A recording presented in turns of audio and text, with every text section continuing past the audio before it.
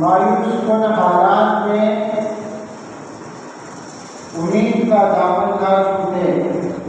حالات جیسے بھی ہوں، انسان کو چاہیے، مسلمان کو چاہیے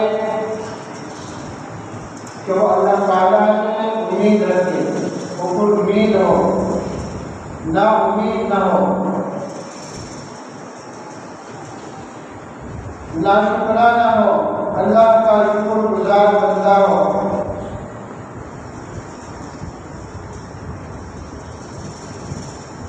یہ جو دنیا کی زندگی ہے، اس میں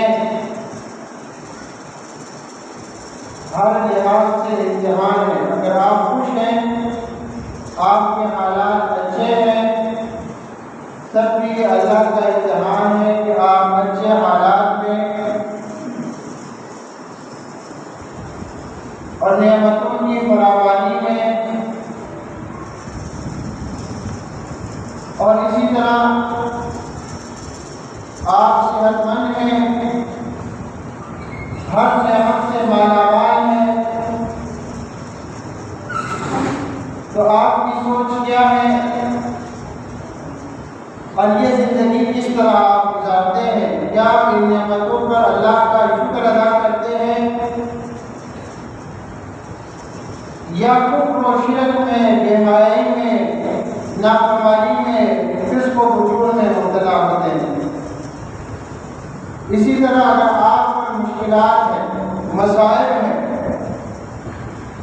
تب بھی یہ امتحان ہے کہ آپ تنگ دستی میں، مصیبتوں میں،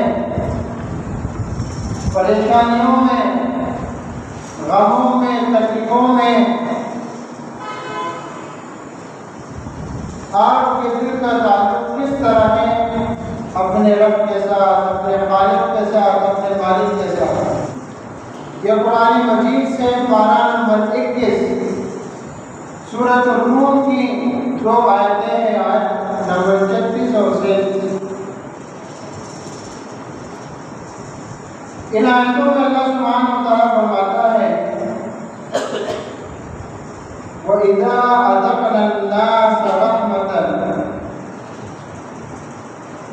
اور جب ہم لوگوں کو اپنی رحمت،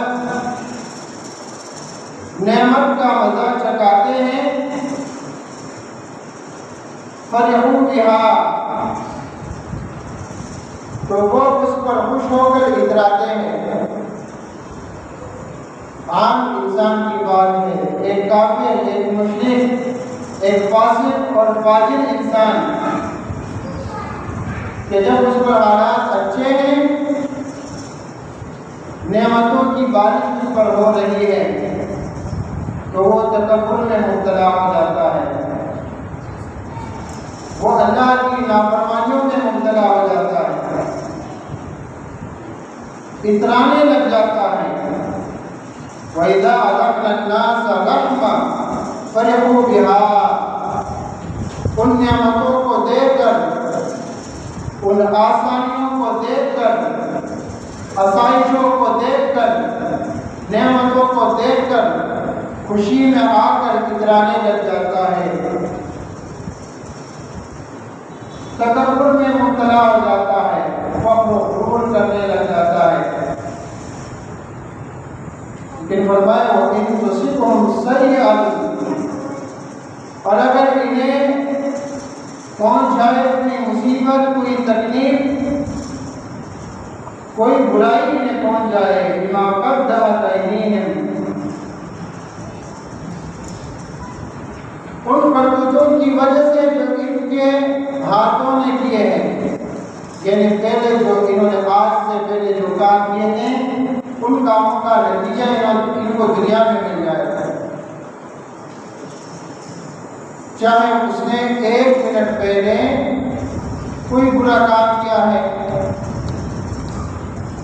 چاہے 1 دن پہلے کوئی ایسا کام کیا ہے جس کا نتیجہ اس کو آج ملا،